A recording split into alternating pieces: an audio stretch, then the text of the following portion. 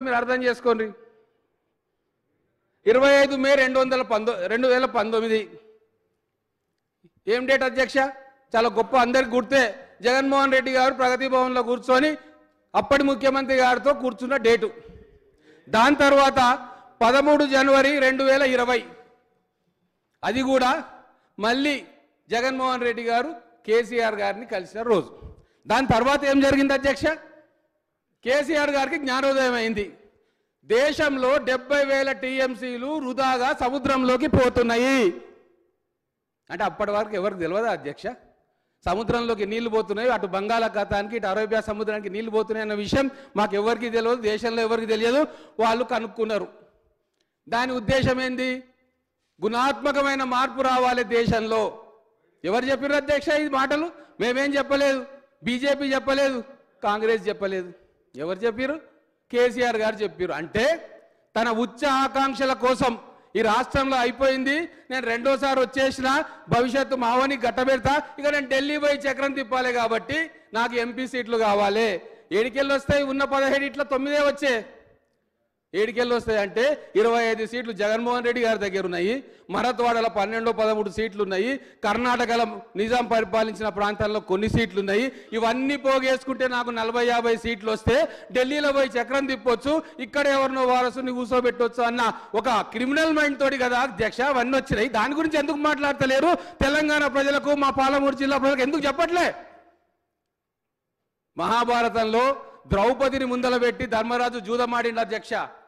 కానీ ఈరోజు ఈ నవభారతంలో తెలంగాణలో, ఆంధ్రప్రదేశ్లో మా పాలమూరు జిల్లా వలసలను, మా పాలమూరు జిల్లాలో జరుగుతున్న నీటి దోపిడీని, మా నీళ్లను చూపించి తెలంగాణ ఉద్యమంలో వాళ్ళు బాగుపడ్డారు కానీ మా బిడ్డలు బాగుపడలేదు. ఆ మంట మాకు ఇంకా ఉంది అధ్యక్ష. అయినా సరే నెత్తిన పెట్టుకున్నాం, గెలిపించినాం, ముఖ్యమంత్రి చేస్తే మా నీళ్లను తీసుకొచ్చి ఆయన ప్రధానమంత్రి గానీకే జగన్మోహన్ రెడ్డికి రాసిచ్చిండు అధ్యక్ష. దానికి సాక్ష్యమే ఈ మీటింగ్ల అధ్యక్ష. జగన్మోహన్ రెడ్డి గారికి ధైర్యం ఉంటుందా అధ్యక్ష? కృష్ణానదిలో రాయలసీమ లిఫ్ట్ ఇరిగేషన్ చేసి ఈ 9 టీఎంసీలు తీసుకుపోయే ధైర్యం ఉన్న మోగాడా సార్ జగన్మోహన్ రెడ్డి గారు? ఎట్లా తీసుకుపోతారు? ఎవరు వెన్ను తట్టిర్రు? దీని గురించి చర్చ పెట్టొద్దా ఈ హౌస్ లో? పొద్దుటి నుంచి చూస్తున్నా అధ్యక్ష. చిల్లర మళ్ళా కాగితాలు చూపిస్తారు, ఏదో మాకు తెలివిందని చెప్పి బుకాయించే ప్రయత్నం చేస్తారు. కానీ యాక్చువల్గా ఏం జరిగింది? మీ ఆశలకు, ఆకాంక్షలకు మమ్మల్ని బలిపెట్టిర్రు. ఫ్లోరైడ్ అని చెప్పి నల్లగొండ జిల్లా ప్రజలను మభ్యపెట్టిర్రు, ఖమ్మం జిల్లా ప్రజలను మభ్యపెట్టిర్రు, మా పాలమూరు జిల్లాను మభ్యపెట్టిర్రు. ఈ రోజు కథలు చెప్తున్నారు ఈ అసెంబ్లీలో. దీన్ని అడ్డుకోవడానికి పొద్దుటి నుంచి అడుగుతా ఉన్నా, నాకు 5 నిమిషాల అవకాశం ఇవ్వని. ఇంకెక్కువ మాట్లాడాల్సిన అవసరం లేదు అధ్యక్ష.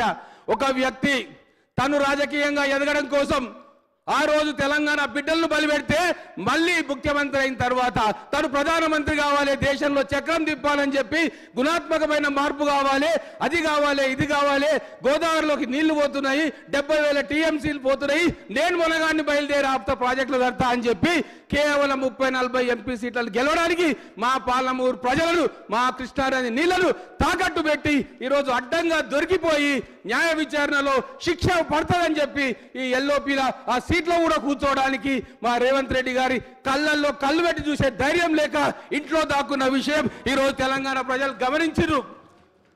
కిరణ్ కుమార్ రెడ్డి గారు కాదు ఇక్కడ అధ్యక్ష, రోషయ్య గారు లేరు ఇక్కడ. ముఖ్యమంత్రి పీఠం మీద కూర్చున్నది ఎవరు? మా రేవంత్ రెడ్డి గారు. వదలరు ఎవరిని. మా ఉత్తమ్ కుమార్ రెడ్డి గారు నిజాయితీ గల నాయకుడు, సైన్యంలో పనిచేసి వచ్చినోడు. ఖచ్చితంగా ఎంక్వైరీ జరుగుతుంది.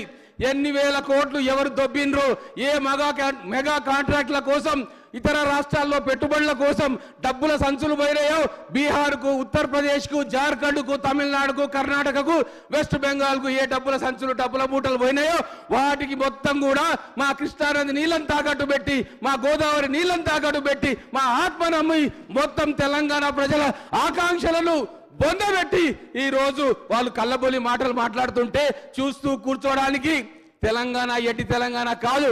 అందుకే మా ఖమ్మం, మా నల్లగొండ, మా పాలమూరు జిల్లా మొన్న జరిగిన ఎన్నికల్లో కర్రు వాల్చి వాత పెట్టింది అధ్యక్ష. ఇంగ్లీష్లో ఒక సేయింగ్ ఉందని చెప్పి నేను ముగిస్తా.